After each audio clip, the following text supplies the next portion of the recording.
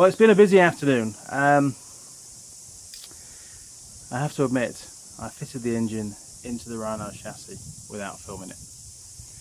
And I'm sorry, but it turned out it was quite a pain to get out. So I read through the Yamaha manual, and basically we did everything that Yamaha said we should have done in the right order, pretty much. And it was still a pain to get out. So it was even more of a pain to put back in again. It involved an engine hoist, a trolley jack, 3 ratchet straps, and a very, very large crowbar. It wasn't a pretty sight, but it's in. But I learned something from this wonderful experience, and that is that I think the section in the Yamaha manual stating how to refit the engine is a little bit wrong. Or maybe they're just assuming the fact that the rear diff isn't there. Because we've got a little tiny drive shaft, and I'll do a little film bit of that for you, that sits just behind, just forward of the handbrake disc. It's only about 4 inches long. There's no joint in there, there's no universal joint or anything like that, so it's a rigid shaft which has some pretty deep splines, which means it only moves maybe a degree or so. There's not a lot of movement in it at all, and it's fine if the engine mountings are in the chassis, no problem. The engine's about the right kind of height. But it says in the Yamaha manual to have the 2 rear engine mounts bolted to the crankcases onto the engine, and the front 2 engine mounts need to be bolted to the chassis, and then you lower the engine in and everything sort of lines up and everything's hunky-dory. That isn't the case. It really, really isn't the case. The studs that hang down off those rear engine mounts are about an inch, maybe an inch and a quarter long. Sorry, 25mm, 30mm long. And to get clearance for those to drop into the holes that are through the chassis of the vehicle, the engine is a lot higher and at an angle to which that prop shaft won't take. It won't allow. So it just isn't going to go in. It's not going to work. I'm sorry, Yamaha, but I think actually you missed something out there. So from me to you, another tip, something that I've learnt on this particular vehicle, is the rear diff is mounted by 3 bolts. 2 very large bolts at the top, and again I'll do this to camera for you, and another mount at the back, which is 2 12mm bolts, so M8s into the chassis. You need to undo all of those and take them all out. So the rear diff is floating. It's still got the drive shafts on, it's still got the handbrake mechanism on it and all that, but there's some movement. You can alter the angle slightly. I also jacked up one of the rear wheels. That's what the trolley jack was used for. So I could actually take the handbrake off and just rotate one of the rear wheels to turn the splines to aid engagement into that drive flange on the rear of the engine. As soon as I disconnected the rear diff and allowed it to float around, everything fell into place and it just dropped straight in. Everything lined up, the engine mounts just dropped through the 2 holes in the chassis, and it was so easy. But I didn't want to do it all over again just to show you how easy it was on camera. Sorry. So here we are. We're at this stage now where Old Faithful is back in the chassis. The 2 front engine mountings, which are originally bolted to the engine, are now through the holes. They just need some nuts putting on underneath, and the forward engine mounts, which are bolted to the chassis, now need the large bolts and the little M6 alignment bolts. They have 2 bolts per engine mount. They need to be put in as well. I've already engaged the front drive shaft, so both front and rear drive shafts are now where they should be, and I've put plenty of grease on the splines because nobody else will. I've got the centre bearing to bolt up, and then once that's done, I'm going to make a start with the wiring and the coolant pipes and that kind of stuff. But we're making good progress, and from now on I'll be filming each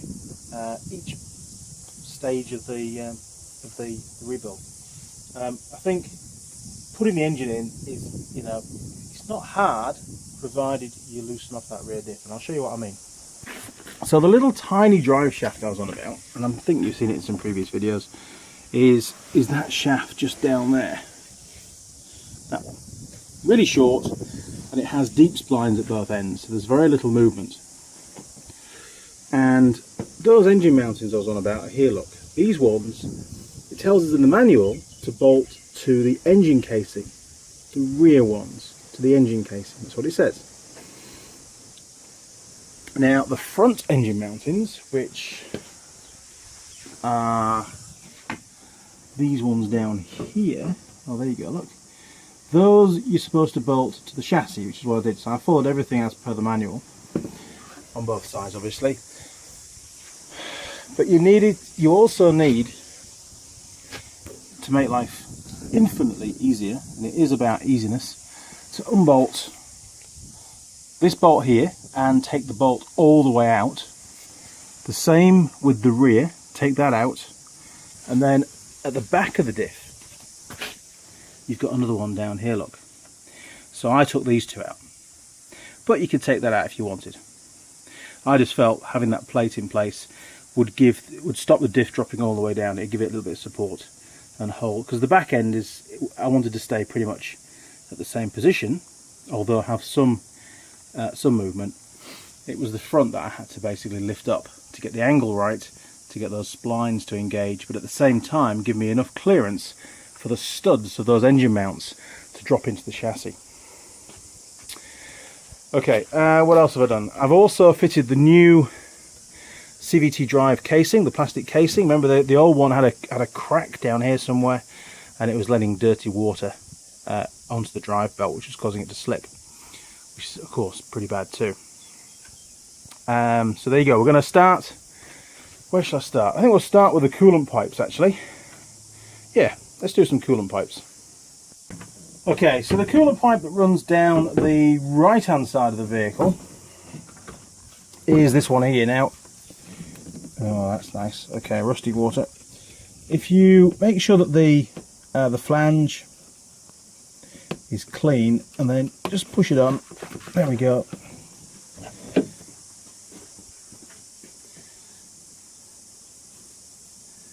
And then these are great clips. They're really quick to do, a lot quicker than the ones that you've got to tighten up all the time. I always find it best to put it in the same position on the pipe that it was.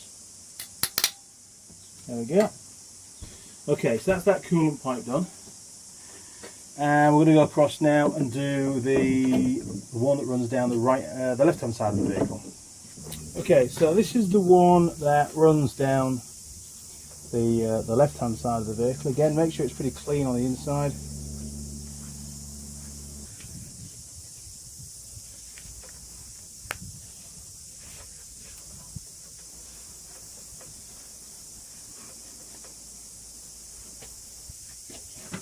There we go, that seems much better.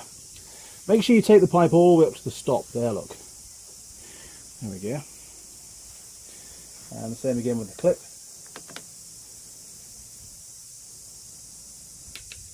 That's cool. Okay. Inside there, by the way, is the thermostat, and this here is one of the bleed valves. It's a pretty much the highest point on the system, and these have a really long cooling system on them. Lots and lots of pipes, so that's going to be paramount that we bleed the cooling system at this point here. And there may be other ones around the system as well, and I'll point them all out to you when we come around to bleeding up the cooling system. Now the next cooling pipe to go in is one that I'd wish I'd installed previously.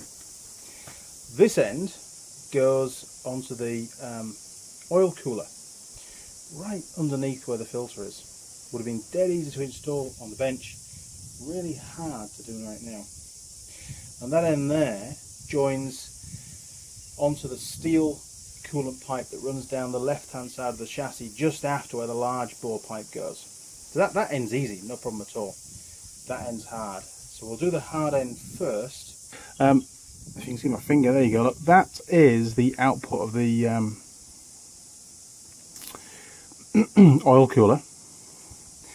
So it uses coolant to cool the engine oil. I need to get the pipe onto there. It's not going to be pretty, it's not going to be easy, and I'm hoping that before you do this job and you've seen this video, you'll know to put the pipe on before you put the engine back in. There you go. Can you see down there, look? The hose is on. I used a new clip as well because I felt that there was no way anybody should have to deal with one of those kind of clips down there. So you can get from underneath of the screwdriver to undo that type. Same type as these ones actually on these coolant pipes. So a good quality stainless steel one. And the pipe runs under the engine, and there is a little plastic clip under there. Look, so the pipe's clipped into there. It stops it rubbing on the belly pan. And lastly, there we are. Look, onto the coolant pipe at the other end. So that's the main coolant pipes all plumbed up. In fact, that's all the coolant pipes plumbed up. Hi, I'm Andy Young. I think you know that already. Yesterday was a very long day. That's probably why I sound a bit weird. About 13 hours in the workshop doing the top end rebuild, testing everything, and then getting the engine basically physically back into the chassis. The state we're at now, this is the start of the next day. We've got to get it finished today. It's got to go back. Engine's in, drive shafts, prop shafts are in. Engine mountings are all bolted up. Coolant pipes are done. What did I learn from yesterday that might be able to help you? Well, two things really that I learnt. One, the Yamaha manual forgot to mention about taking the mounting bolts out of the rear diff. Without doing that, there was insufficient angular movement of the engine to facilitate, big words for the start of the morning, to facilitate the location of the rear two engine mountings, which the manual says to keep bolted to the engine casing, and for the studs then to drop through the chassis holes, the holes in the chassis. Insufficient angular movement. Basically, they gave me an impossible task, and it took me a little bit, maybe 15-20 minutes to work out that what they wanted to happen really wasn't going to happen. So undo those bolts on the rear diff, take them out, let the diff float around a bit. Much easier to get that engine in. Yes, the forward two engine mountings, bolt them to the chassis first, and then put the bolts through. You can't, because the engine mountings are angled, it is physically impossible to have all four on one plane. It just doesn't work. So two have to be on the engine and two have to be on the chassis. So I understand why Yamaha's done that, but they seem to have neglected the fact, maybe, or maybe it was deliberate, I don't know, that there's very little movement on that rear prop shaft because of the splines. And the second thing, there is a small coolant pipe that runs underneath the engine, and it comes off the oil cooler and it runs down and joins the left-hand steel coolant pipe just after where the flexi pipe joins. You need to put that on the engine, on the oil cooler end, before you fit the engine. Please do that, because my fingers are still hurting from last night fiddling around getting that pipe into position, because there was no way I was taking the engine out again. Most definitely not. Today's task is obviously to continue with the installation of the engine. Essentially all we've got left to do now is wiring. Clip, doesn't take long. Make sure we clip them all together. Don't forget the earth wire onto the engine as well. That's important, otherwise you're going to cause some problems when you're trying to start the machine. We've also we've got the gear change. We've got well, anyway, we'll find out what it is. It's been a while since I took it out, so can't remember everything. Not that good. One thing I'm not going to cover is installation of the front seats and all the plastics. It's pretty obvious how things go back together, and I really have to motor on with this now. I've been delayed a lot, unfortunately, with all the parts that we've needed, and I want to get it out of the way. I want to get it back to the customer. Plus, of course, the customer needs the vehicle back. He wants to be using it on the farm. Sure, he's got a couple of other rhinos, but this is the main vehicle, and he wants it back. He needs it back. So, without further ado, we're going to crack on. The vehicle is outside under the carport. It can't fit inside the building, but it's actually quite nice because we've got a bit of a breeze today. And I'll do my very best to cover each part of the installation from now on. Sometimes it's really hard to get the camera into a position where it's going to be stable and it's not in the way of actually working. So sometimes I've just got to cover it afterwards. But I'll do my best. Of course there are some torque settings, or rather, no, I don't think there will be really. If there's any M6 bolts, just go for 10 Newton meters. That's what Yamaha pretty much covers. Okay, let's crack on. So we've still got the, this is the centre bearing carrier for the front prop shaft. That needs to go in, and then we can start on the wiring. So always a bit of copper paste on the bolt, especially with a vehicle that operates in this kind of environment.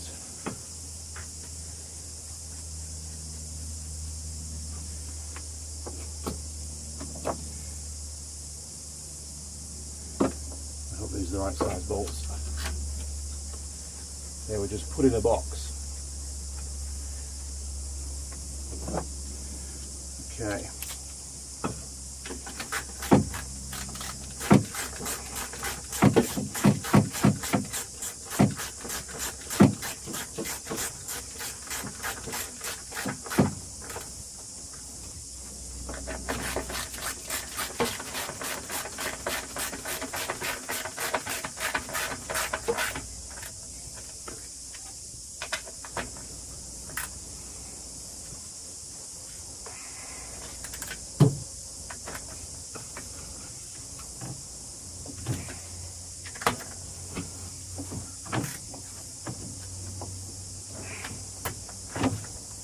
Great stuff. Okay, what else have we got down here? Well, we've got a stack of wires, which I think will be on this side.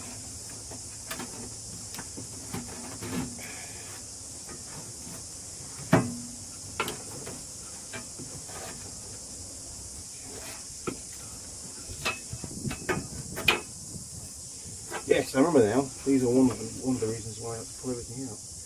Okay, well, we've got some pretty manky stuff going on inside there, so I'm going to give those a bit of a clean out. What the hell that is? Nasty. All that was covered up when we washed it. Okay. So we've still got the, this is the centre bearing carrier for the front prop shaft. That needs to go in, and then we can start on the wiring. So always a bit of copper paste on the bolt, especially with a vehicle that operates in this kind of environment.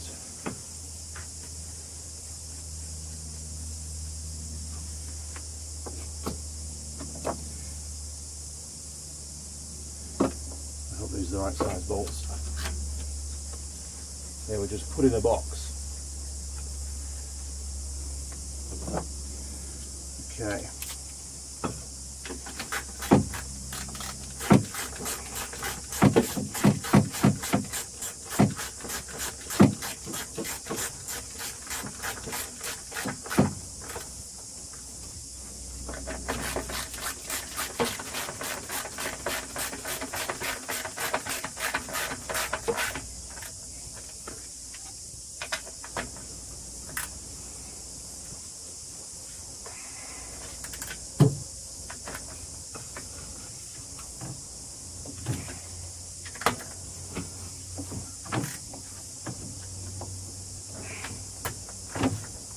Great stuff.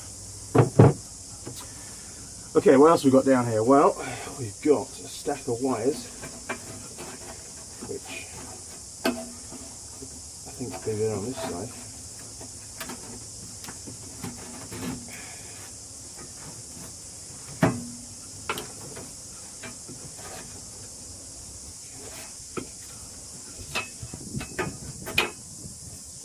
Yes, I remember now. These are one of the reasons why I have to pull everything out. Okay, well, we've got some pretty manky stuff going on inside there, so I'm going to give those a bit of a clean out. What is it?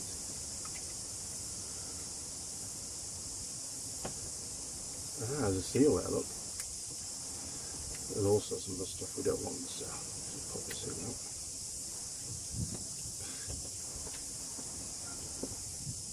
Okay.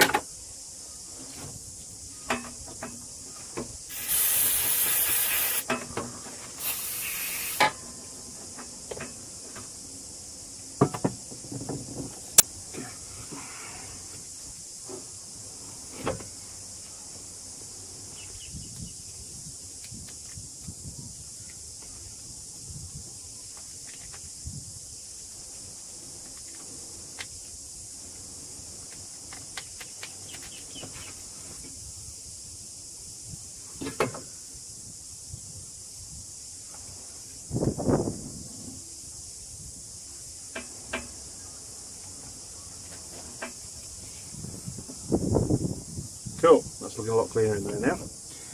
Now some may ask what this wire particularly does. And judging by the thickness of the cables, it's probably a starter wire.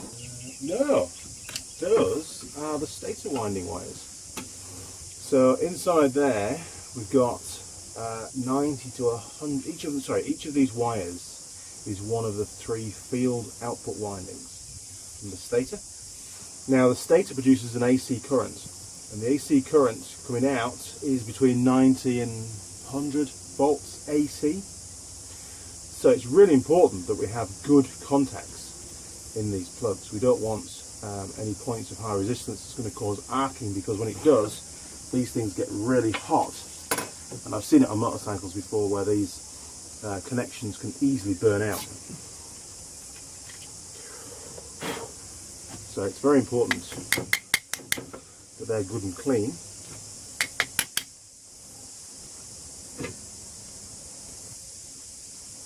Not too sure why that's so dirty, but it was pretty bad around here.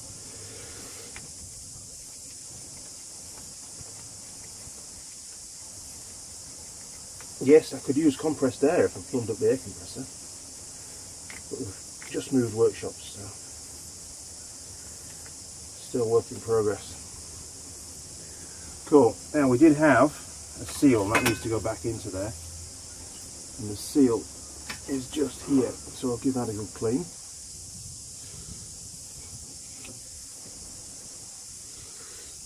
Pretty filthy actually.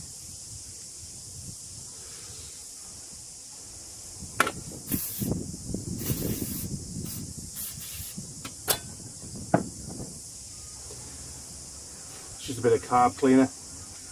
Just an aerosol I had left over, so just using it up to help clean stuff. There we go. Okay, now to reinstall the seal. Okay, well there's 2 little notches either side, so that tells me that the seal goes in that orientation, and those little lugs will sit through those side holes, those slots.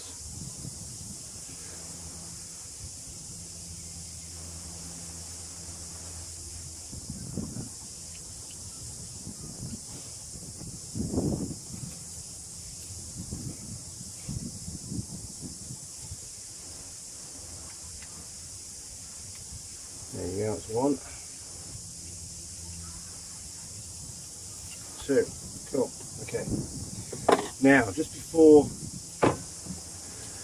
so I'm going to continue cleaning these. That's pretty effective.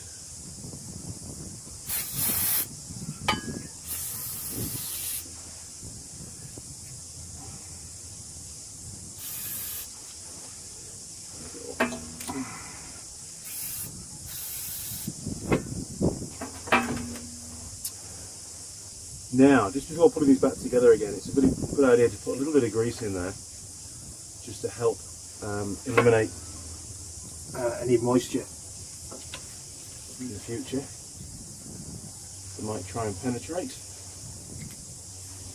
If you've got a can of spray grease, that usually works. Things like WD-40 and CRC spray tend to evaporate away over time, so they're not really permanent kind of anti-moisture stuff, which is what you try and do. These wires are going to be, that's right, they were buried, weren't they? They were buried in straw and all sorts of rubbish, which is no doubt going to happen again, so we need to give them the best possible chance of giving good contact.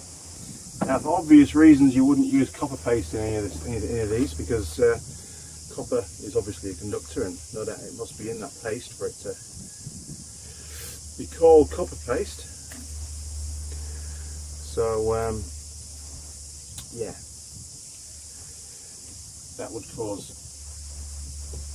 a bit of a short circuit kind of thing going on, and that's not what we're looking for.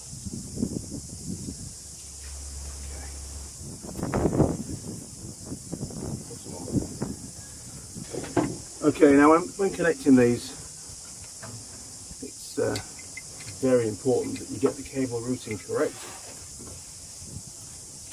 and make sure that they snap together. And you can see that that's locked in now. That's a tab to release it. I had to dig all the gunge out of these to get them to disconnect. Okay, 2 plug.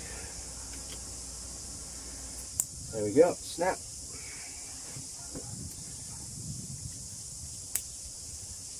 And lastly, get that one there.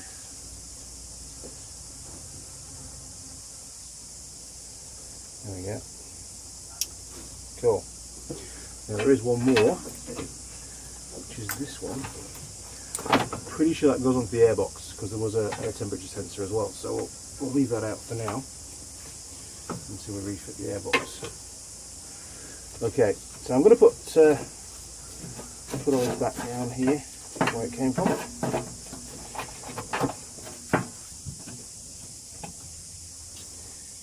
would have thought there'd be more clips actually to hold this kind of stuff out of the way. Maybe we should add some zip ties because there's a lot of stuff going on. We'll do that after we've fitted the gear selection cable. Let's do that next because it's down in this corner. And we've also got, oh, what else have we got? Starter motor. There we go, starter motor cables. So that's your positive feed onto the starter motor itself, and that's the earth cable. So we'll do those two now. Right then, let's do the earth strap first. Now I remember putting the bolt back in down here just to keep all the dirt and stuff out of the threads. That's right down here behind that air intake for the CVT drive. There we go. Bit of copper paste on there. It was a bit tight to get out, I think. And back on. And in.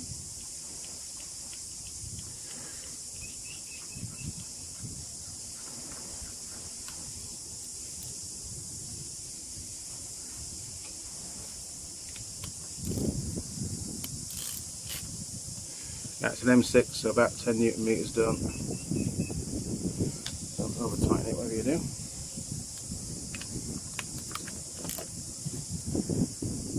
How do I know which is which? Well, it's pretty obvious. Everything on the vehicle is earth, all the metal, so that's unsheathed. And the one with the cap on it, that's the positive. That's the positive feed to the starter motor to crank the engine over. So, everything is covered in dirt. Right. Now we're going to zip tie these two cables together, so we want them to pretty much flow in the same direction. Now again, don't over tighten this. And the last thing you want is for the actual, it's important that you prevent the spindle from turning the stud. Because that can cause things inside the starter motor to rotate.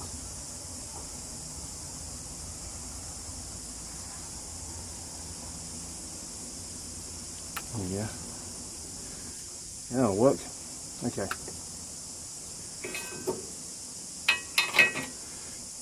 Let's put it tight. Make sure you put the boot back over again. Perfect. Okay, they're going to flow off down there. Okay, so we've got, imagine that's a neutral selection switch here. That's going to give us neutral on the dashboard. And this one, oh, it could be reverse. And this one here is the gear indicator switch at the back here. Look, it is cracked on the plastics there. I've not been into that at all. That must be a factory crack. Just a little bit too tight. Okay, put that back together. Nice and clean in there. It's all right. Click.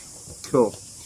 Okay, I think other than the fuel injection side of things, which is the throttle body's not on yet, so that's pretty much all the wiring down this side now done. So I'm going to go find some zip ties and we'll tidy up those cables, and then we're going to fit the gear selection. Okay, so we're going to have to work out how this bracket went back on again. I do remember undoing that centre nut there actually. Crack that off again now. That loosened the arm off, so that's right, so I can get a bolt undone.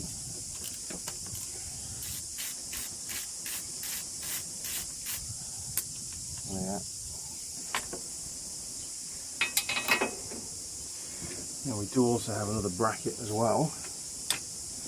Sure, we'll work out where that goes shortly.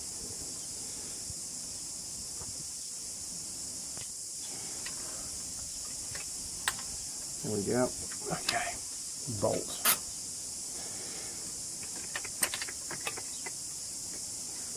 That's going to be too long.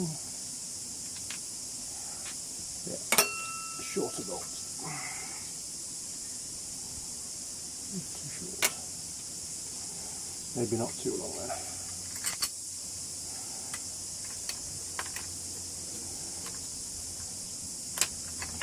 Remember this being inherently fiddly.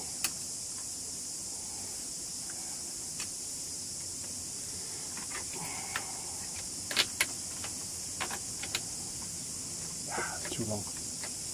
Oh no, it's alright, it's not counted. It's all good.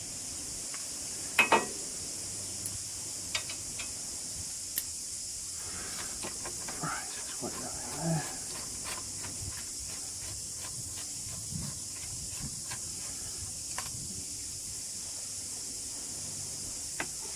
That's right, and that's what the other bracket was for, wasn't it? Which was that one there.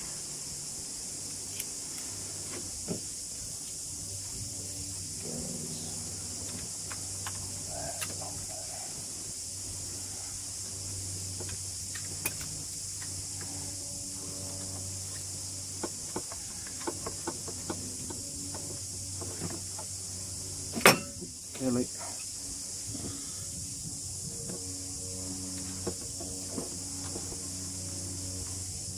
When working out which bolts go where, if you haven't made cardboard templates for everything, which nobody really does, not time for that, there should be usually about 5 to 8, maybe 10 millimeters of thread protruding when you first push the bolt in. That's a rough guide. It's always good to put all the bolts in first, so they're finger tight. There's another one behind that. There they are. Just to make sure you've got all the depths right. You don't want to put a short bolt, or a 5mm shorter bolt in a hole. When you tighten it up, there's a good chance you're going to pull the threads on it, and that's not good. It's not good at all.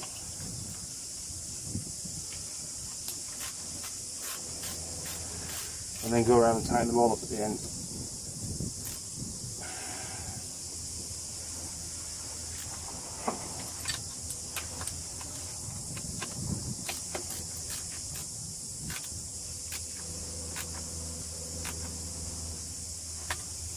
So again, all these will be 10 Newton meters because they're all M6 thread.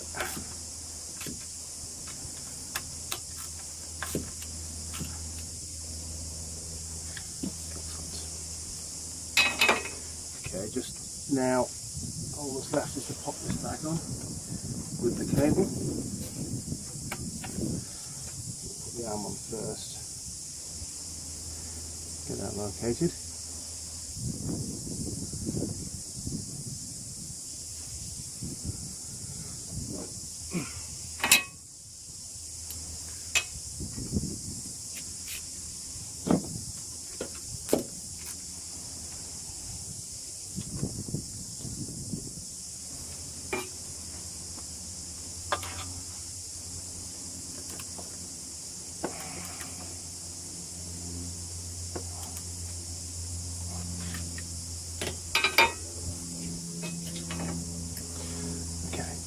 R-clip out.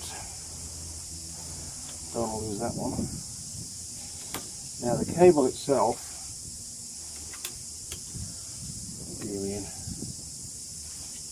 Give it a neutral when it's full.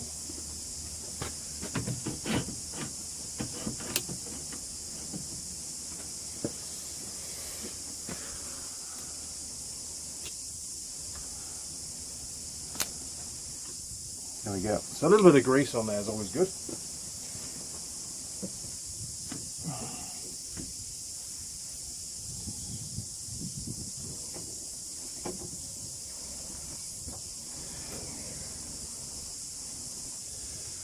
And then the washer. Trying to get away then. And then the R-clip.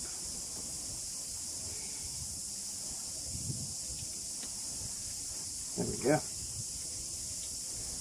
So now,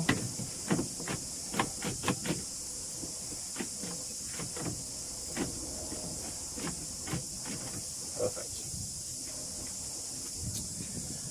Okay, what's next? Oh, we're cooking on gas this morning. Just a quick tip. As you're probably aware, I've been going around, securing a lot of the cables and stuff on the vehicle. Now, traditionally, a lot of people use cable ties when securing looms and a bunch of wires together. Again, with this being an off-road vehicle, we've seen how contaminated, how much mud and grit and nasty stuff gets in amongst all the cables and things. And what I found, especially with the Polaris quad bikes and the Yamaha Breeze, basically anything really with a wiring harness, when you've got mud around the wires, you'll find with a zip tie it can chafe. It can cut through into the wires and cause shorts and all sorts of problems. So what I found was by using insulation tape, a bit like harness tape, just to secure the wires together. 3 or 4 or 5 wraps is usually enough. This stuff is not going to cut into your wiring. It hasn't got the strength to do that. At the very worst, it's just going to fail. It's going to snap itself. Whereas cable ties are actually pretty strong these days, and those combined with the grit can eat into the sheathing on the cables. On the Polaris bikes, they use a lot of that conduit over the top of the cables, and at the end of the conduit, normally you'd put a bit of foam in there to secure the conduit and stop it rattling around and cutting the wires. Well, on the Sportsman X2s that we had, the first couple of wiring harnesses that came through under warranty didn't have the foam inserts, so the end of that conduit was cutting the wires, essentially, just literally cutting right through the wires because of all the grit and the mud that was getting down the conduit. Yeah, pretty bad, but simple things to fix.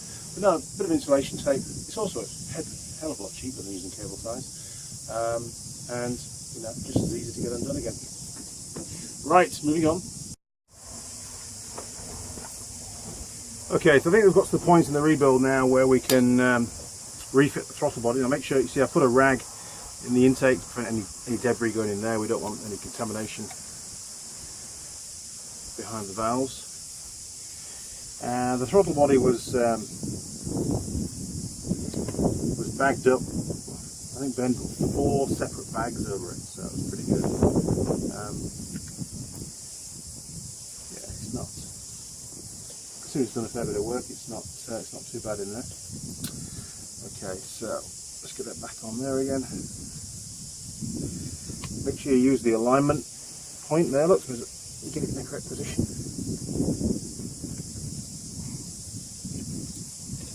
Let's just move that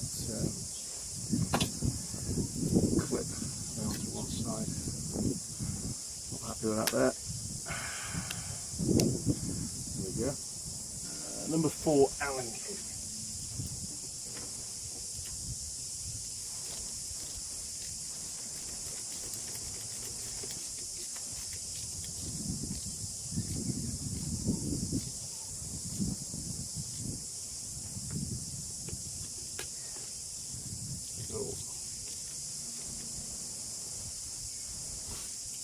Excellent.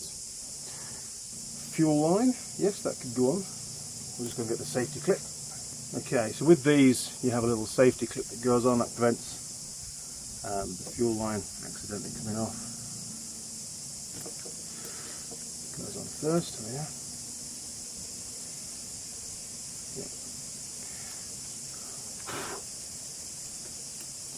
You've got these 2 little clips here which have to be pressed in to get it off. There we are.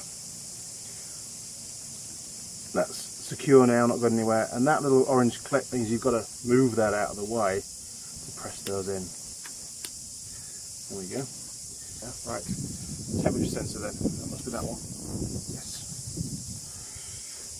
Put that on there. That's why she was a bit tight. Okay.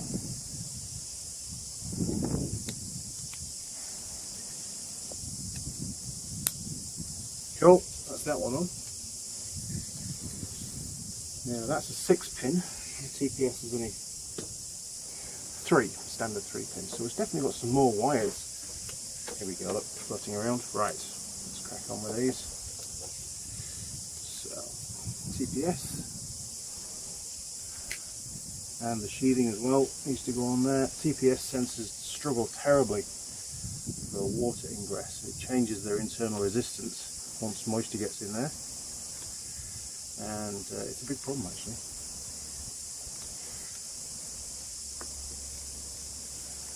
Okay, what's going on here? Wrong plug. Oof, close. 3-pin. Map sensor. How small that is. Tiny. Okay, and we've got 1 plug. Projector, there we are, look. Right. Perfect. Okay, so that's the throttle body now all plumbed up. We've got the fuel line on and we've got all the electrical cables installed. We do still have some more connections to make, and I believe that'll become apparent once we get this steel plate over the top. Before we do that, we've got a heck of a lot of induction piping to go on next. If you remember, there's induction piping for the CVT drive, and obviously for the actual engine air, essentially, for the engine as well. So we'll move on with that now. We'll get all that put in. Right, moving on then, we've got the air filter to go in. So we'll just take that cover off, but then put on washing the vehicle.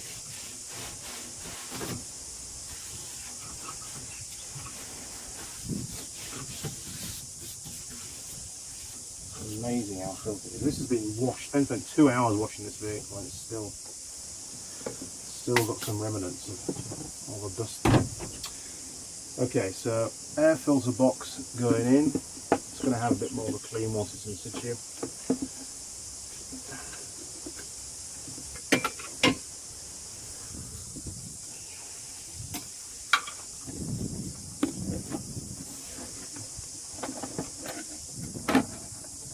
Yeah, you've got a clip to go on there as well.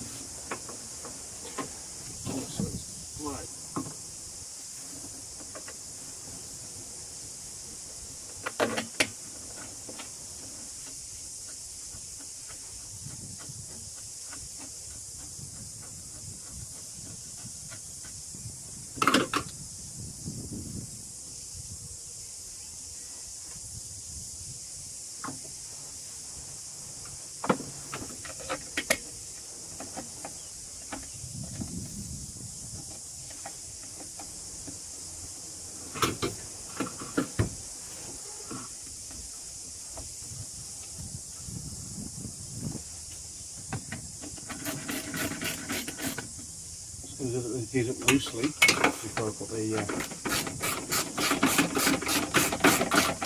other bolt on the other side. I just want to get a movement so I can move everything around a bit.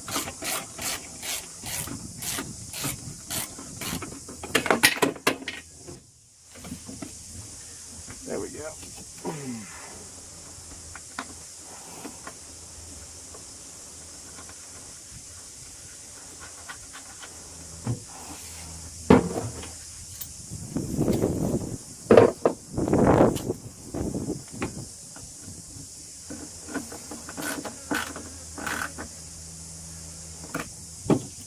So the airbox is held in with 3M6 screws. Now, there will be a torque setting, so it's 10 Newton meters, but hey, nobody ever uses that kind of stuff on here. It's all about the feel.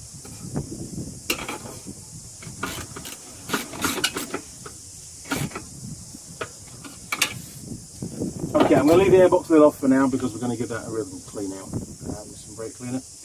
I want to focus on finishing off the induction side of things, so we'll go and get the next piece that pops on there. Right, that goes on, I think, around there somewhere.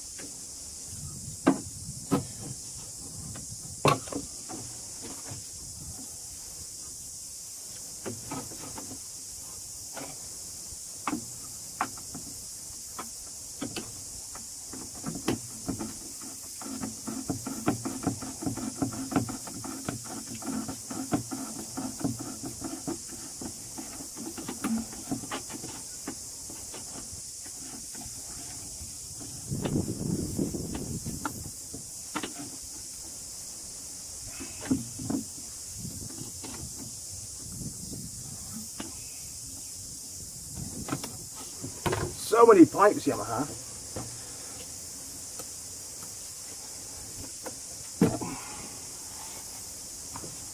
So many pipes.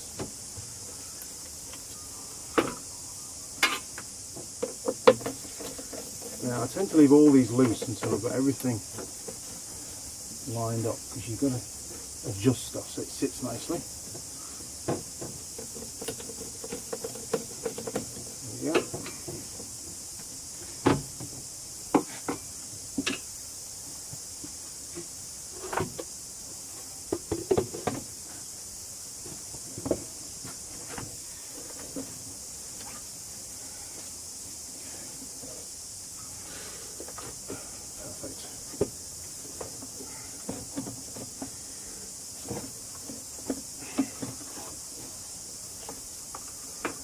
Now, this pipe is the wrong way around because there's a little lug there and one that matches up here, so we're just going to flick that around.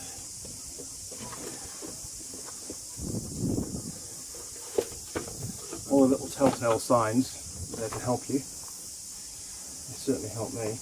There we go. Thank you, Yamaha. It's important that you look for those as you're doing this kind of stuff because it's very easy to get it wrong.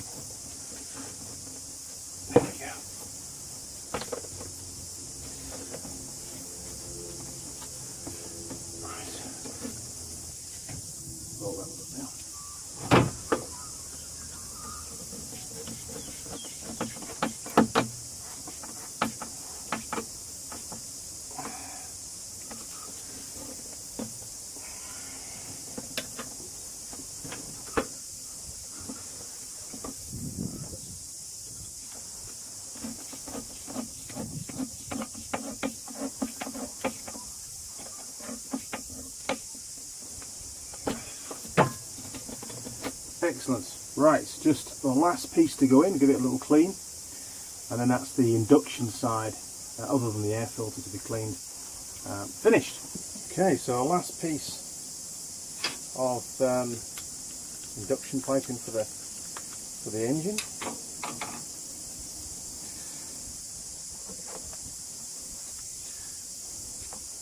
On there, and then just onto here.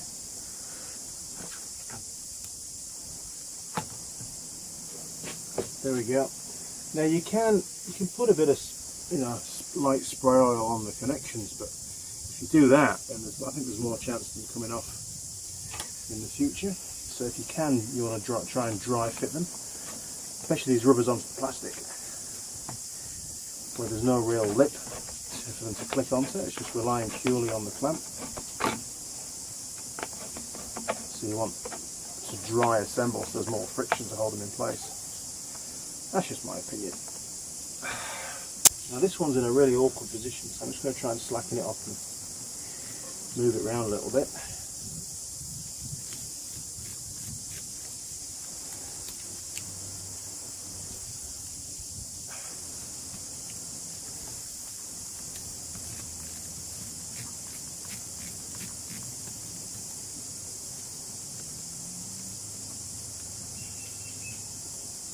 Should do.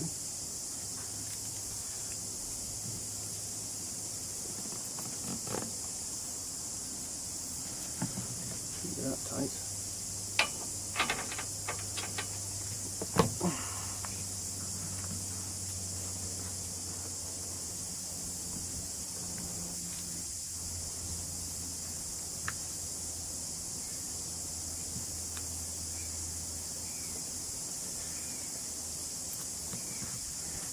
There we go. I think about there's about a good place.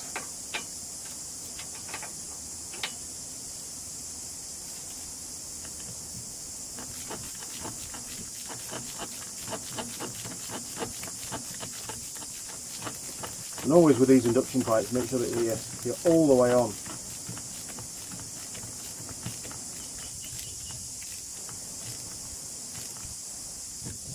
The last thing you want on a vehicle like this is one of these pipes to come off.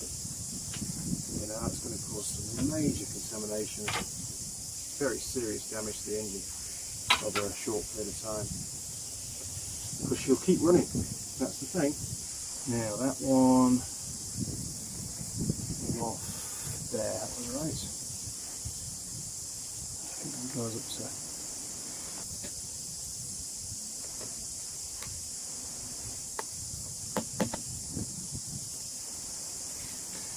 Oh, and we've got another one, which feel goes down to here.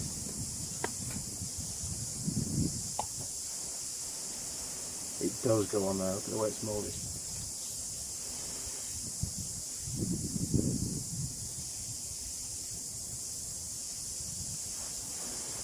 In fact, I think the other way around. It is. You know why? Because on here there's two ridges, and if you look down the pipe down there, there's two little ridges as well. And it's got the heat shielding on here. So that goes on there.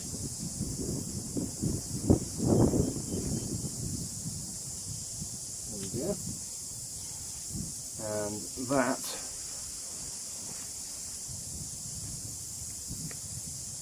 goes on there.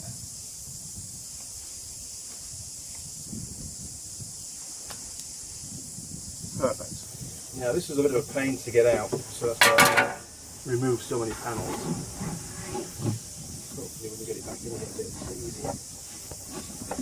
There we go.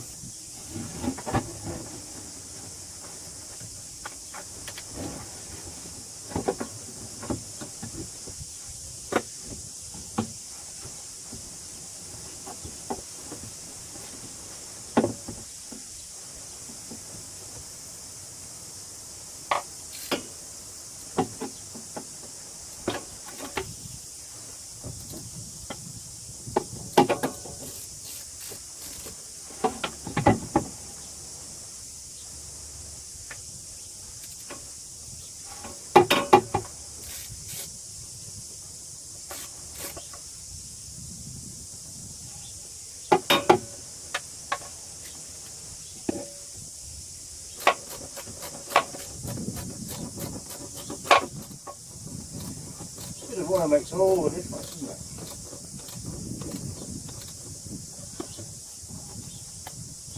That can't come off. Right, there's a little lug just here, a little pin that needs to go into there, and then you can get the fastener under there. Look. Now these little fasteners are pretty useful. To undo them, you put a flat screwdriver in there and you wind them out. and that allows these little tines to go inwards. But to put them in, you can just push them straight through. They're pretty quick, but they don't last forever. That's one of the problems with them. And given the seatbelt positioning, it's a bit of a pain.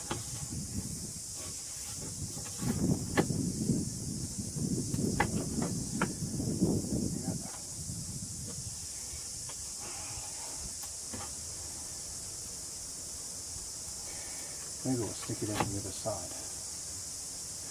It should still work.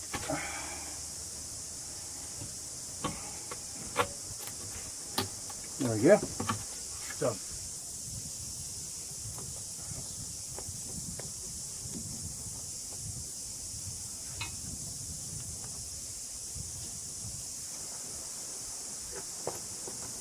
There we go. Fix that one.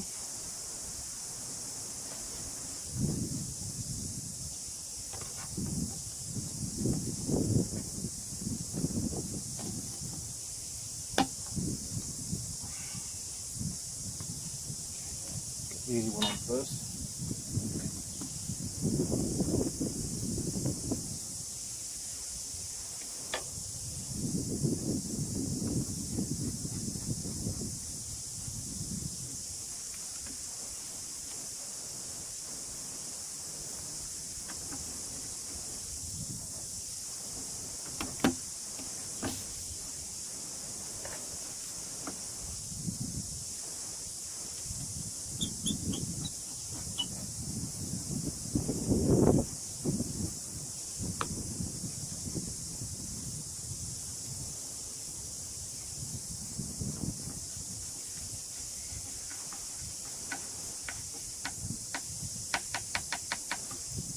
One, now the other one.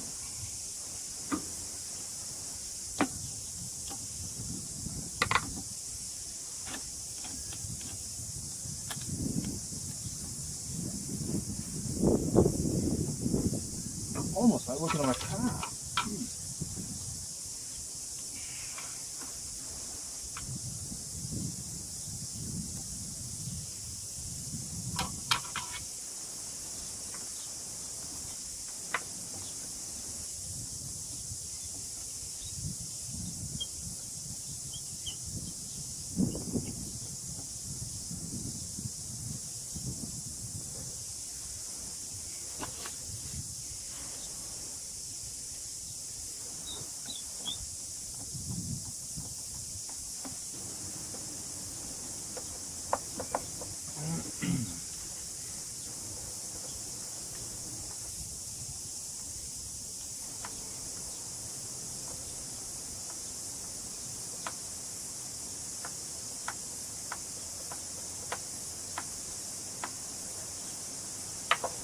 Excellent.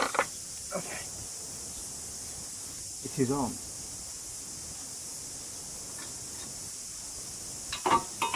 One more piece. Okay, so last piece to go in. Drops down here. I've just freed off the hose clamp because it's full of dirt. It was all seamed. Just pop that over there.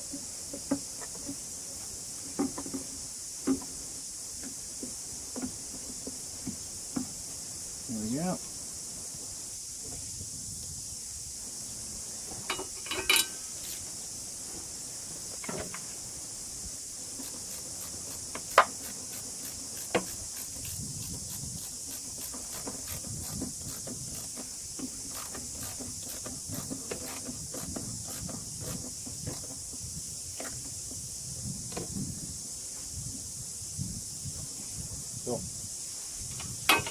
Okay, this mounts to that cross piece as well, so I'll stop wobbling around very shortly. Right.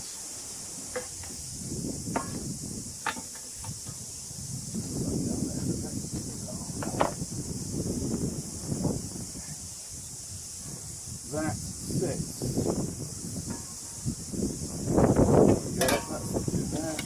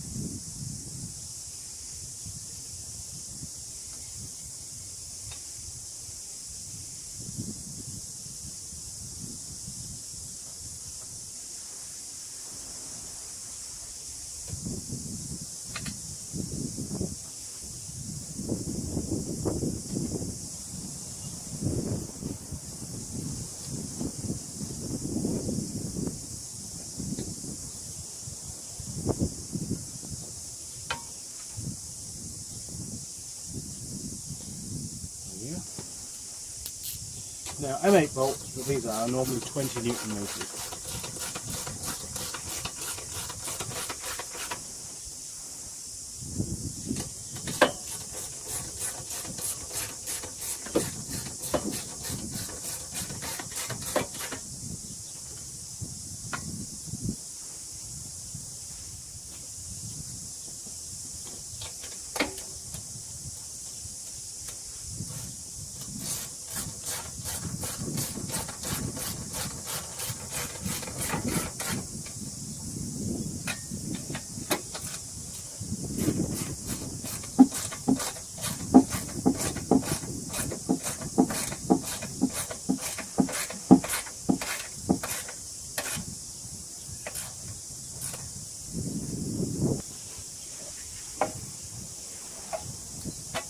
One.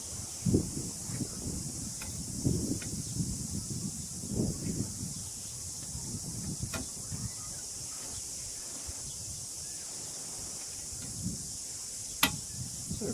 Done.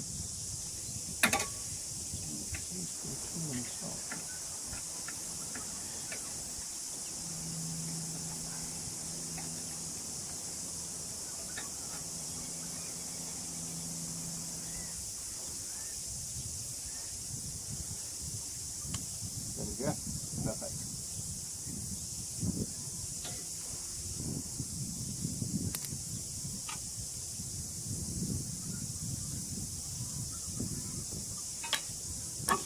Go away, fly. Nobody wants you.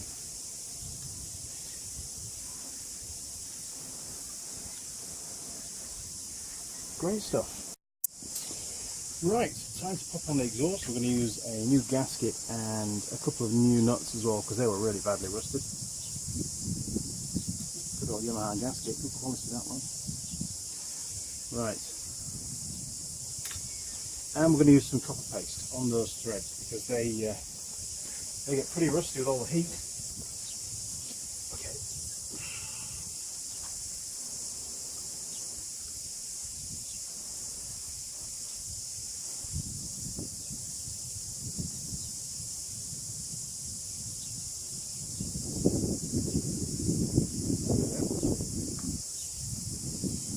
Okay.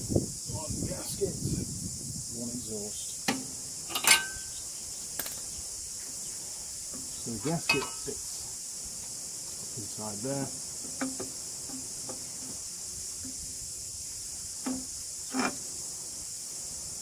Couple of nuts.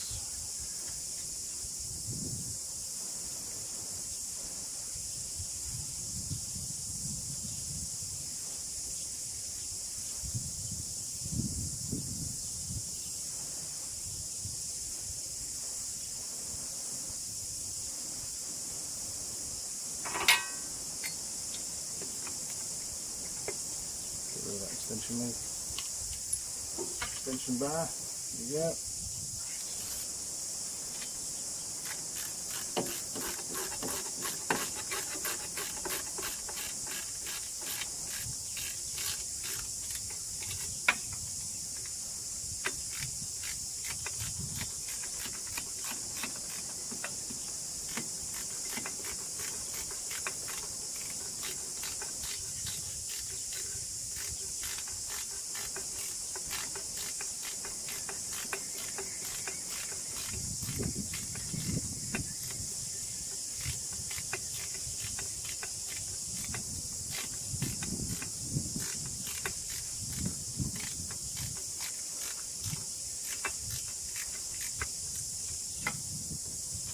Important that you do these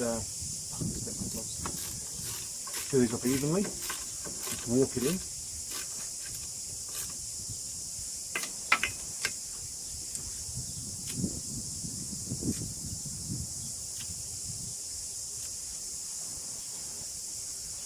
You don't want to over tighten them. In fact, there might even be a torque setting for these. I'm going to find out what it is.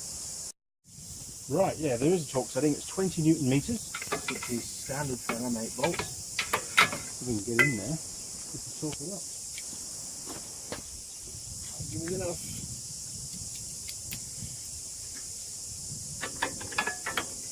There we go. Right.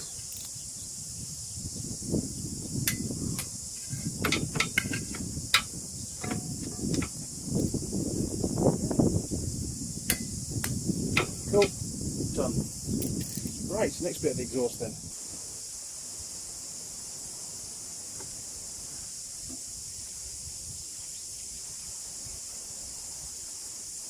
Yeah. Right, we need a bolt to go in there. M8 40mm.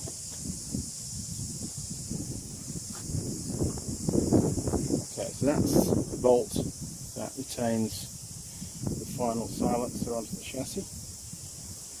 Bit of copper paste.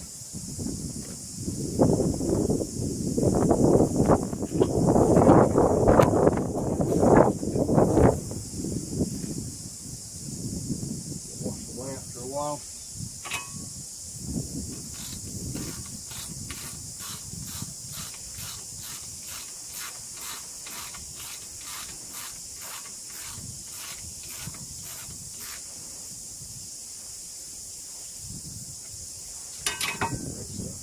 Okay, just a couple of springs to put on. That's fine, should do that well. Okay, so do the hard one first.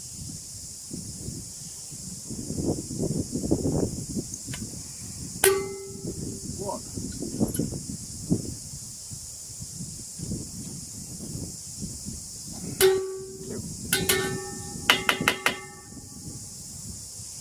Right. Excellent.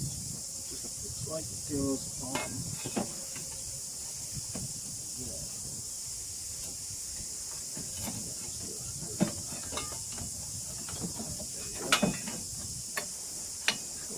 Okay, so some more M8 and a couple of clips by the looks of it. One.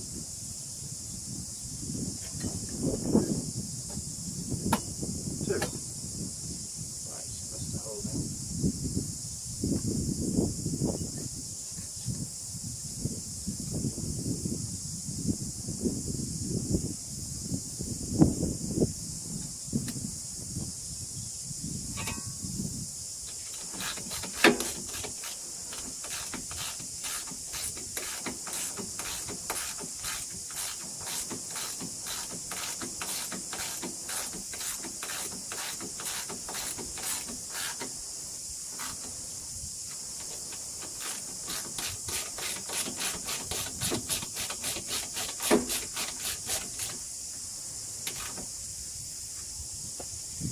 Wow, getting there. Right, very quickly, because I'm busy, as you can tell. Engine's in. We've still got to fill the engine with oil. The coolant system is currently empty. The engine's going to get mineral oil. It's going to get Yamaha mineral oil. The reason for that is because we've honed the cylinder and we've got a brand new set of piston rings in there that need to bed in. And it won't bed in anywhere near as well if we use synthetic base oil. So it's just like when the engine was new. When they come out of the factory, they have mineral oil in them, which allows all the bearing surfaces to bed in properly. There's less, there's slightly more friction going on. All the pipes have been connected, the coolant pipes, the breather pipes, all the wiring's been done, all the induction side's done. We've got the induction for the engine, we've got the induction for the CVT drive as well, for the belt drive system on there. Oil filter was fitted when we did the engine. Okay, thanks for watching. My name is Andy Young and I'm one of the lecturers down at Unitech in Auckland. Apologies for my shirt, by the way. This is my old shirt that was killed with grinding, but it's actually quite a good shirt to wear on a hot day. And it's getting quite hot now. I will, after I've finished all this, hopefully find my other shirt, which disappeared during the house move. So, sorry, not really professional, I know, but this job had to be done. Okay, thanks for watching. Cheers. Over and out.